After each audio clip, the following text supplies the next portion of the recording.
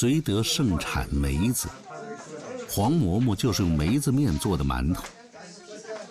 梅子又叫薯，因为耐旱，成为黄土高原最主要的农作物。8000多年前，黄河流域就开始种梅子。梅子蒸煮成饭，口感略差，但是这个本土食物在过去是陕北人最家常的主食。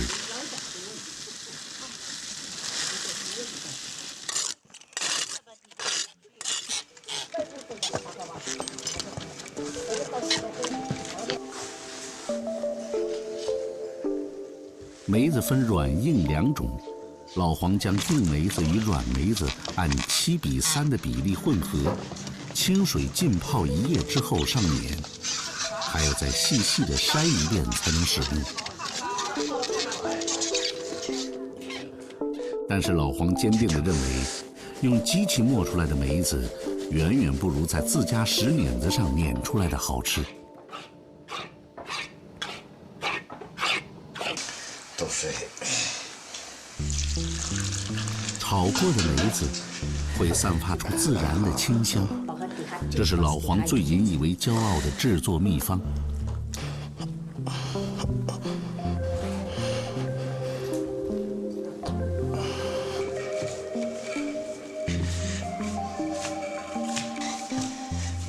揉完的梅子面要在缸里发酵1夜。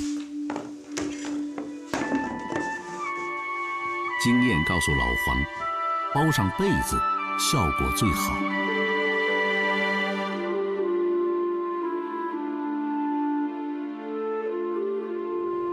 老黄把家安在窑洞里，这种中国黄土高原最古老的居住形式，可以追溯到4000多年前。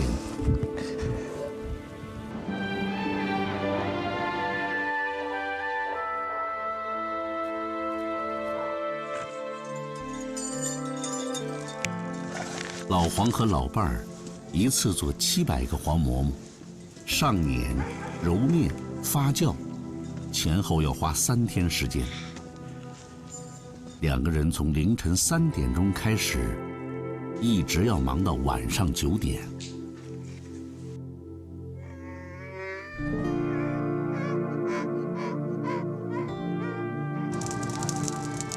小裤子赚了钱。不干心懒的人，没人给他钱。9、10、11、12、13、14、15。老黄的馍馍做的实在，人也实在，一个1块钱，从不还价。120块钱。你咋了？不是呀，一毛俺老子呀，可难吃的，现在这呀，哎呀，皮子咱这小骨气，哎，这要不是说这活不不哎，活不不哎。米粉是贵州黎平最重要的米制品，在当地集市上随处可见。这里的人最喜欢吃的是这种汤粉，细腻的米粉配以火辣的肉汤，1日3餐都可以作为主食。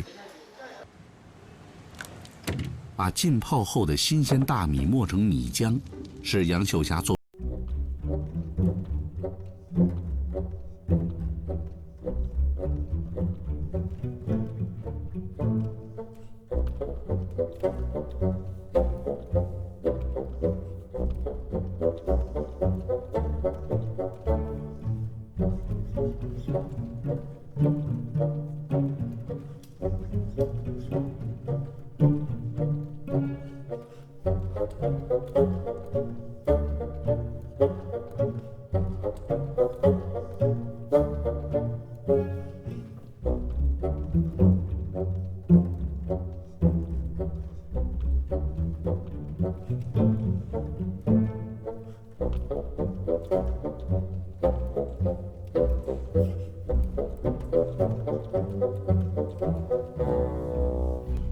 每一个动作，他们都重复了无数遍。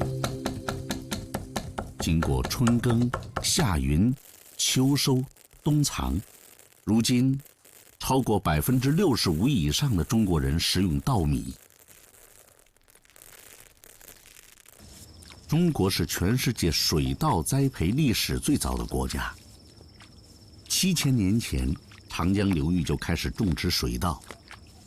稻子从一丛丛青翠的秧苗出落成为黄金稻谷，配合着各地的饮食习俗，做出吃法多样、口味丰富的米食。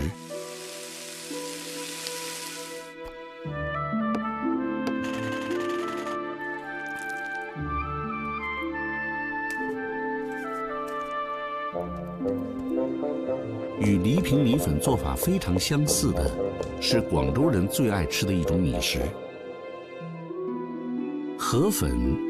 150年前在广州沙河一带出现，于是这种食物也叫沙河粉。沙河粉更加薄而透明，口感更柔韧爽滑。用沙河粉作为主食，广东人最接受的就是这道干炒牛河。这也是对广东厨师基本功的一大测试。干炒牛河讲究锅气，必须猛火快炒，炒匀之余，又得保证粉的完整。在习惯吃面的北方人眼里，这大概就是用米做的面条吧。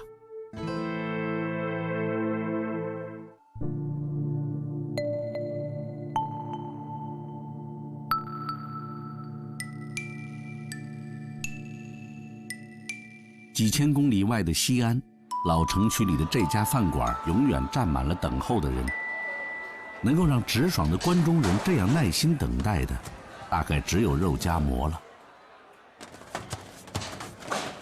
在西安，馍是最被当地人接受的主食，而肉夹馍，则是馍的最经典吃法。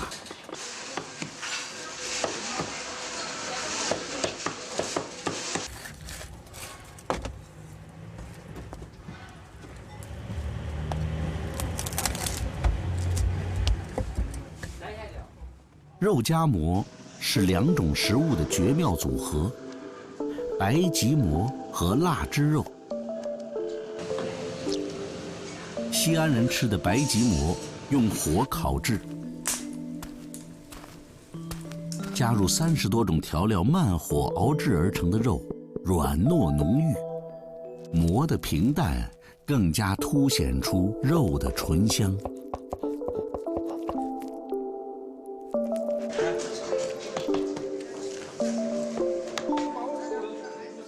西安人曹石和朋友组了一个用西安方言演唱的说唱乐队，身兼大学教师、乐队作词、主唱等多种角色。他在这首描写陕西平民美食的说唱里，一连串列举了几十种诱人的美食。香的发抖，菠菜面营养多，绝对很浓。裤带面稠得很，挑战喉咙。冰粉面连汤带粉，记得擦嘴。岐山面臊子多，历史悠久。酸蘸面有点辣，小心舌头。炸酱面燃一点，吃不了再兜着走。对，伙计，来碗面汤。挑面和了包谷子。历史上的西安曾经是世界上最繁华的都市，13个王朝在这里建都，全世界的人都汇集到这里，带来了各地不同的美食。直至今日，这里依然是中国人的主食天堂。东南西北来的客人都舍不得走。牛羊肉泡馍是在西安的经典传统，要想吃的好。泡馍也是从馍变化出来的一种西安主食。每个人根据自己喜好的口感，掰出大小、形状不一的馍块。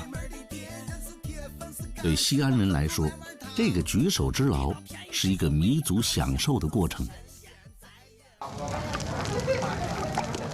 在西北，主食和汤的完美融合，除了牛羊肉泡馍，还不能漏了兰州牛肉面。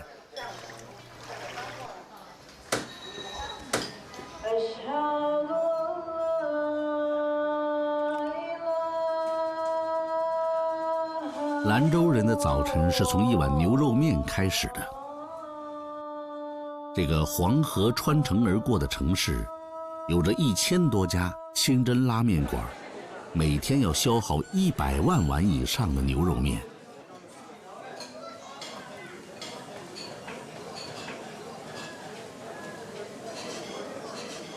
柔韧滚烫的口感是兰州拉面令人赞不绝口的关键。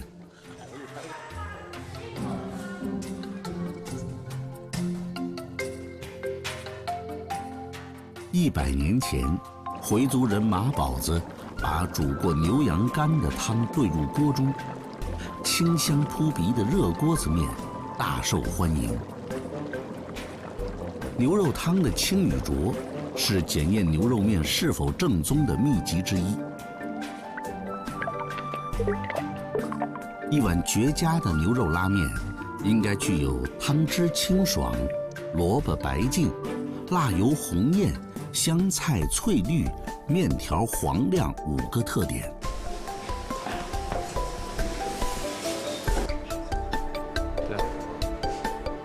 马宝子又在和面时创造性地加入了硼灰水，这使得面团更加富于弹性。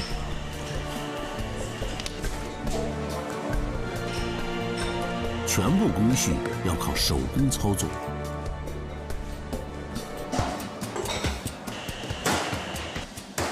马文斌是兰州牛肉拉面的第4代传人，他在拉面馆里工作了40年。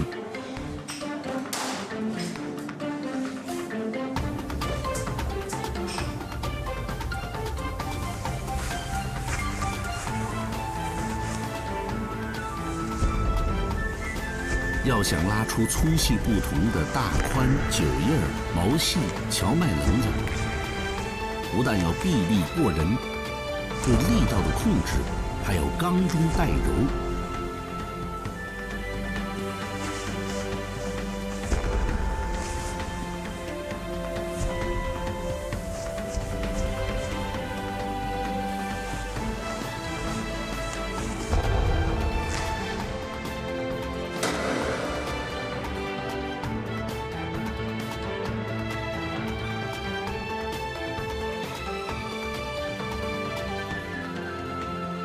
同样的麦子磨成同样的面粉，却可以做出不同的面条，表现出不同的精彩。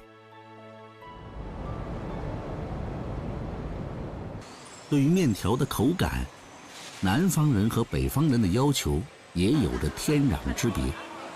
广州人喜欢的这种细面，与兰州拉面口感完全不同，爽脆弹牙，韧性十足。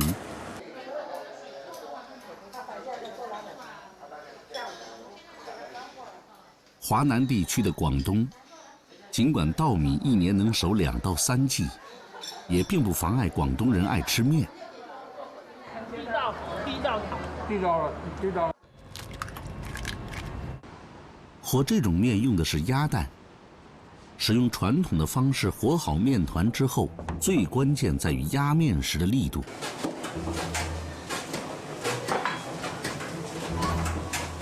用毛竹碾压面团，用人体弹跳的重力让面团受力均匀。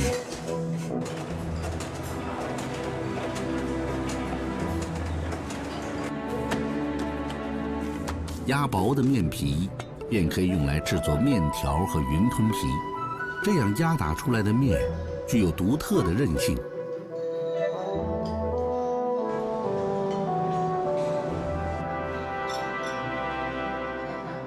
配上用猪骨、大地鱼、虾子等材料熬制3个小时以上的汤头，一碗鲜美无比的云吞捞面就成了岭南人的最爱。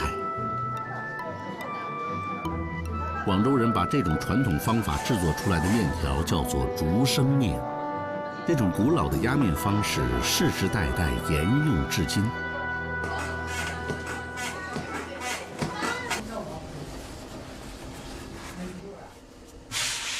同样是做面，广东人用毛竹，中原人则用的是擀面杖。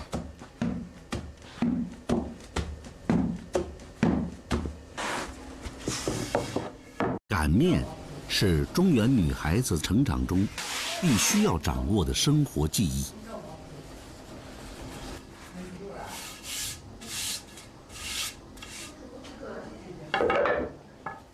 早面午席是丁村人做寿请客的习俗。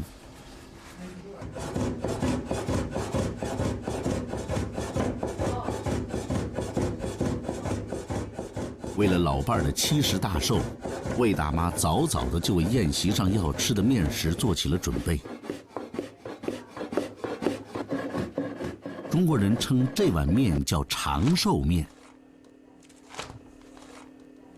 为什么过生日要吃面？面条是怎么成为中国人贺寿的象征呢？有一个说法是，面的形状长而寿，谐音长寿。面条于是当仁不让地成为讲究讨口彩的中国人最受欢迎的生日主食。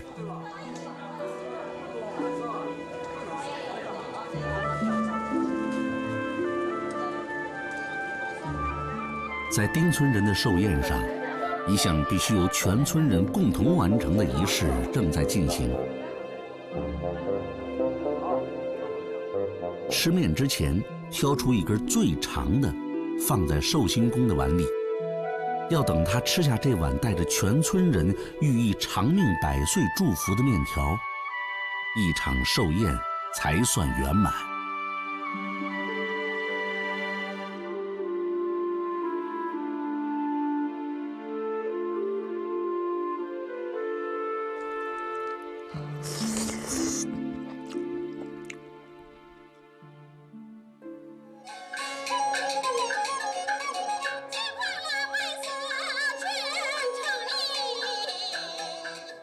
陕西岐山人过寿也吃面，每逢老人做寿，岐山人都会聚在一起，请来秦腔剧团搭台唱戏。这时候，一碗热腾腾、酸辣可口的岐山臊子面，作为台前台后的最佳配角，是绝不可少的。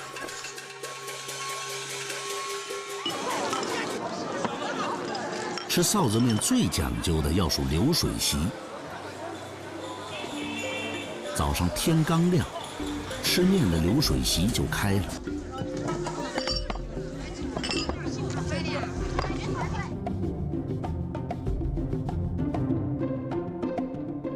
据当地的史志记载，岐山臊子面起源于3000年前，只吃面不喝汤。是当地人约定俗成的饮食规矩。陕西人把肉丁炒制的配料叫臊子，岐山臊子的制作更为讲究，肉丁切得薄而匀，干煸至透明状。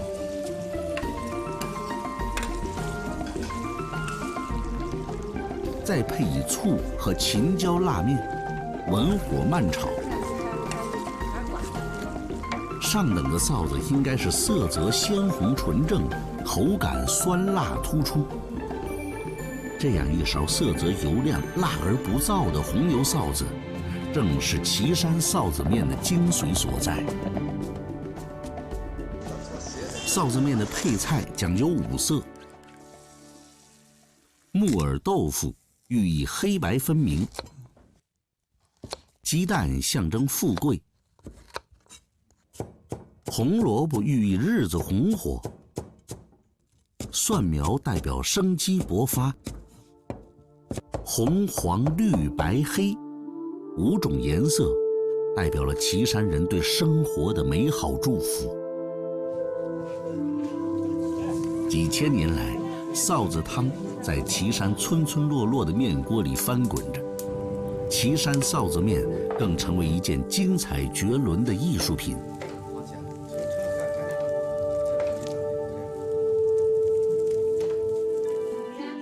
你们俩最爱吃什么？水饺。为什么喜欢吃水饺？太了，我吃8个。8个，你呢？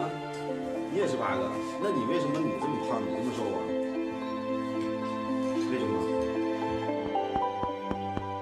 擀好的面皮中放上馅儿，捏成月牙形，就成了一个既简单又讲究的饺子。饺子寓意耕穗交子，无论一年过得怎样，除夕夜阖家团圆吃饺子，是任何山珍海味所无法替代的年终盛宴。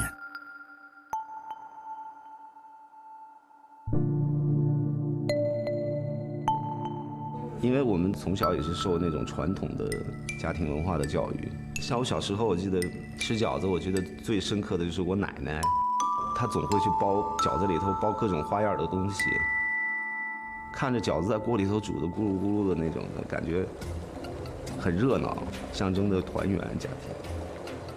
当众多的手工食品被放到流水线上复制，中国人这个全世界最重视家庭观念的群体，依然在各自的屋檐下，一年又一年地重复着同样的故事。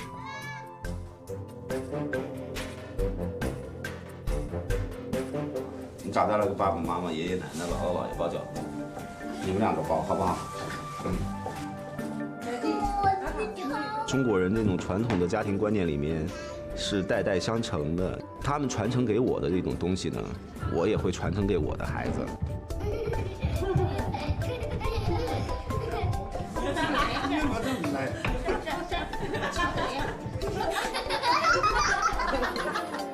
就像这种饺子，我觉得在他们幼小的心灵里面，然后他们会埋下一个种子。无论走到哪儿，无论飞得再远，他们都会想起，他的爸爸妈妈，我们能给他们做了一些什么好的吃的。这就是中国人一辈子代代相传的一种记忆，食物的记忆。在龙年钟声即将要敲响的时候，我们要再对于白波和他的家人来说，这一刻是一年中最幸福的时光。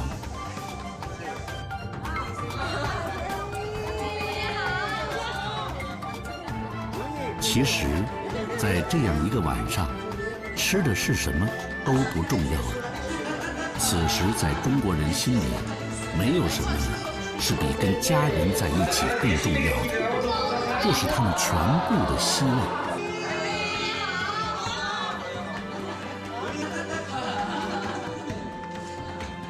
这就是中国人，这就是中国人的传统，这就是中国人关于主食的故事。